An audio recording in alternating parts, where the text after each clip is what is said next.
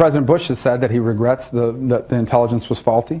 I don't think the Congress would have voted in favor of authorization if they didn't know that. Yes, there was intelligence that was faulty, but there was always a history with Iraq of evasion. It was a country that had mobile units in the past that it used for both CW, chemical weapons and biological capabilities. Ultimately, though, I do not believe that if the intelligence had said Iraq does not have a weapon of mass destruction capability, I don't believe President Bush would have authorized to move forward.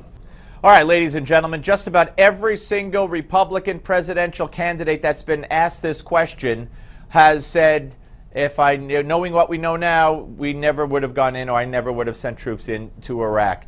And joining us now is my friend and wonderful woman, Debbie Lee, founder of America's Mighty Warriors, Gold Star mother, of course, her son, Marc Allen Lee, a U.S. Navy SEAL, killed in action on August 2nd, 2006 in Ramadi. He was the first Navy SEAL killed in Operation Iraqi Freedom.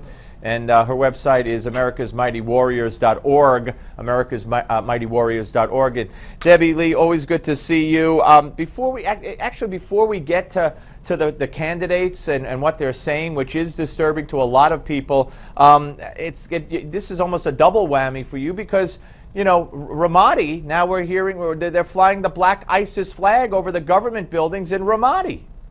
Yeah, I heard that earlier, and knowing that I was going to be doing an interview with you today, I just thought how ironic that the candidates are saying they wouldn't have done that, and we're watching, which is just, gut-wrenching to me, to know that place where my son gave his life is now in the hands of ISIS. They're flying their flag here. We're even hearing reports, I don't know if they've been confirmed yet, that the Iraqis that are trying to leave that city, that they're beheading them. And it's even more of a reason to say why we should have been there and that it was the right thing to do.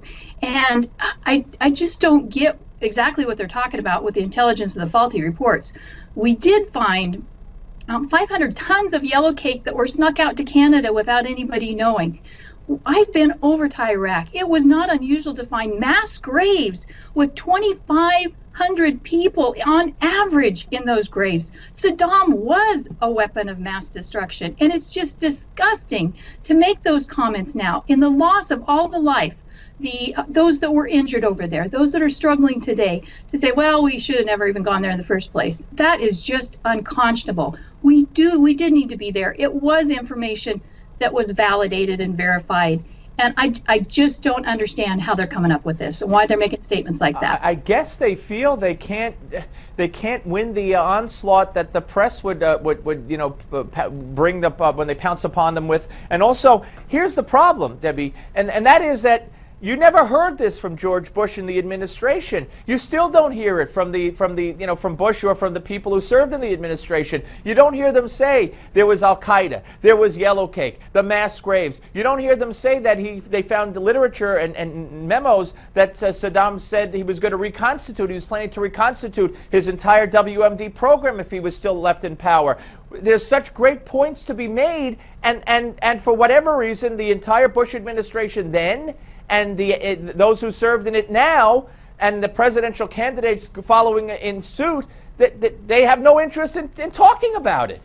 Yeah, it's just unbelievable that that's what's happening. I've been over to Iraq twice. My first trip was Christmas 2007, and then I went back in 2010. I got to see the difference in that country. There weren't even troops going outside of the wire in 2010 because we had stabilized it, and there wasn't as much conflict that was going on. It's still a combat zone, but the difference that they made was amazing. If we would have left troops there to stabilize that area, as many of our generals and leadership wanted to do, but the Obama administration wouldn't approve that, we wouldn't be seeing what's happening in Ramadi today. We wouldn't be seeing the ISIS flag flying over there.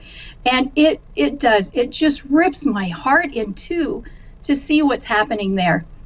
But then to hear those candidates, and I don't understand. I know many of these men that are running, and I don't understand where they're coming with that or why they're even saying that. It's just, it doesn't make any sense. And to see, instead of taking Barack Obama to task, as they should be every day, if we know, for instance, and I'm not a military expert, and I know nothing, and I never served. But it would seem to me, if they're raising a flag over government buildings in Ramadi, why aren't we bombing the hell out of those government buildings in Ramadi right now? Yeah, and that makes no sense to me. And when I had the call with General Dempsey after I wrote that letter, right, to him, he apologized to you, correct? He apologized, and we talked about some strategy things over there, and I recommended some things. And I said, I don't pretend to be a military strategist by any means. I raised a Navy SEAL, I raised a Marine as a single mom, and that's what I'm proud of. But there is some common sense stuff there, like you said. Why? If they know the flags are flying there in those areas, again, bomb those, take that area out.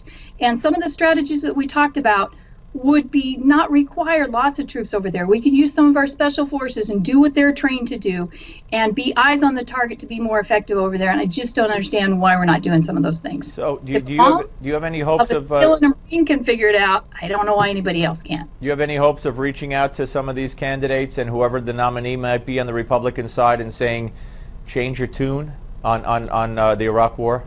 Yeah, I am hoping that I can get in touch with some of those and just, say, what are you thinking there? What's the strategy? But I don't think this is the direction that you should be going. Yeah. All right. Listen, God bless you, Debbie Lee, as always. And folks, check out americasmightywarriors.org. Thank you. Always great to see you. You bet. God bless our troops. You got that right. Take care, Debbie. Debbie Lee, ladies and gentlemen. All right, we're going to talk about this. We're going to talk more about the death penalty being given to the Boston bomber. I hate to say his name. I don't even know why people say his name. Just say the remaining Boston bomber, for crying out loud. The panel's next. Don't go away, folks.